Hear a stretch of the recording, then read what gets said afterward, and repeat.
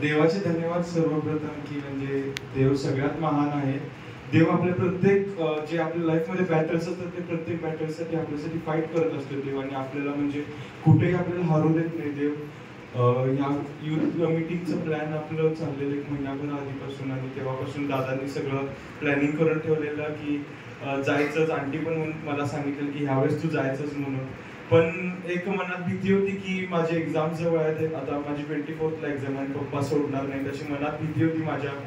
आणि ऍक्च्युली खरं म्हणजे पप्पा सोडतच नव्हते मला.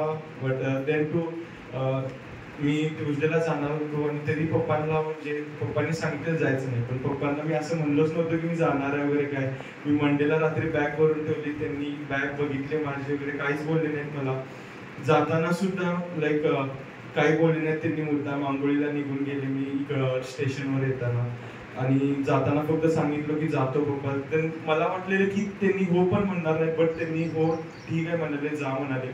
मी काय म्हणतात, त्यावेळेस मला कळालं की म्हणजे देव जेव्हा आपल्याला खरंच गरज असते देवाची, म्हणजे मी हे सगळे एक्सपिरियन्स केलेलं माझ्या लाईफमध्ये. जेव्हा मी 3rd, 4th आणि 5th स्टँडर्डमध्ये होतो, मी संकेश्वरला जात होतो, त्यावेळेस मी एवढं देवाचा अभिषेक एक्सपिरियन्स केलेला. आणि त्यानंतर मला कुठलीच देवाची उपस्थिती भेटली नव्हती एवढं सामर्थ्यशाली की म्हणजे मी माझ्या लाईफला रिन्यू करावं. पण देवानी सपोर्टिव्ह लोक आपल्या लाईफमध्ये घातले, जसं सचिन दादा आहेत, आंटी आहेत, माझी मम्मी आहे. मम्मीनी सपोर्ट केलं मला, म्हणाली काय नाही जाऊन दे. आंटी पण म्हणाले मी सांगते पप्पांना. आंटी घरी सुद्धा आले होते की पप्पांना सांगायला. त्यासाठी देवाला धन्यवाद देतो की म्हणजे प्रत्येक आपली लढाई देव लढत असतो आणि आपल्याला कुठे हारू देत नाही देव. तिथं गेल्यावर सुद्धा देवाने चांगलं कार्य केलं. प्रत्येक आम्हाला 15 जणांच्या टीमला देवाने सेफ ठेवलं, सगळ्यांना सेक्युअर ठेवलं.